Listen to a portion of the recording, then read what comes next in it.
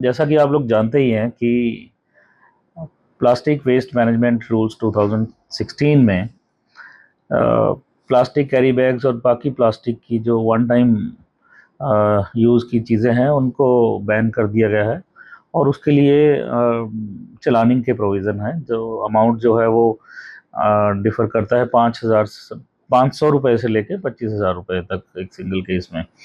तो अब यहाँ पर क्योंकि बहुत हाईली डेंस्ड एरिया है, यहाँ पर पॉपुलेशन बहुत है, बाहर से भी लोगों का इन्फ्लक्स है, तो यहाँ पर भी हम देखते हैं कि पॉलीथीन का जो चलन है वो बढ़ रहा था।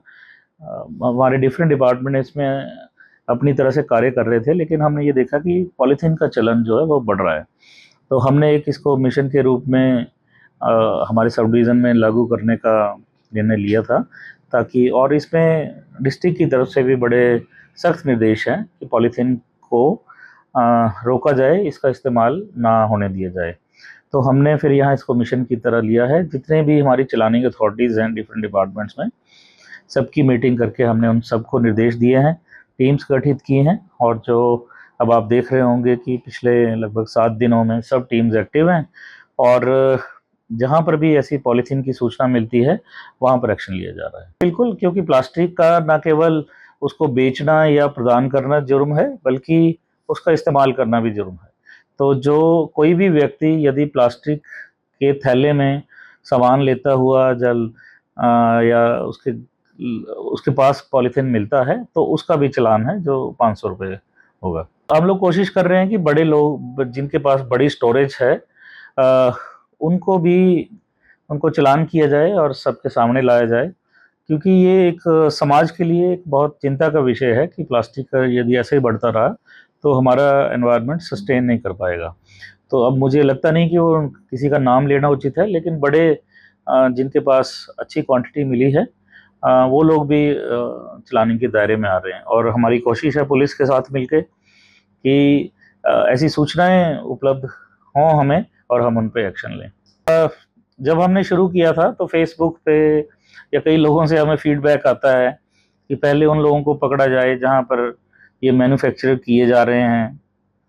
तो मैं तो यही कहूँगा कि मेरी जानकारी में तो ऐसा कोई भी कारखाना या फैक्ट्री नालागढ़ सब डिवीज़न में नहीं है जहाँ पर ये बनाए जाते हैं, नहीं तो हम अवश्य ही उन पर ही कार्रवाई करते। और इसका मतलब ये है कि ये बाहर से लाए जा रहे हैं, तो जो लोग इनको ला रहे हैं उन पे भी हमारी नज़र है, और जहाँ ये स्टोर किए जा रहे हैं वो भी हम कोशिश कर रहे हैं कि उनका पता लगाकर उन पे एक्शन लिया जाए। लेकिन ये है कि सब लोगों के मन में थोड़ा-सा ये जागृति हो कि इसका प्रयोग सही नहीं है। इसलिए अगर इंडिविजुअल भी या व्यक्ति भी कोई अ, अपने प्रयोग के लिए पॉलीथीन का प्रयोग करता पाया गया तो उस पर भी एक्शन होगा, क्योंकि ये सारी चीज़ें डिमांड और सप्लाई पर ही चलती हैं। अगर हम लोग डिमांड नहीं करेंगे तो सप्लाई वाला अपने आप वापस चला जाएगा।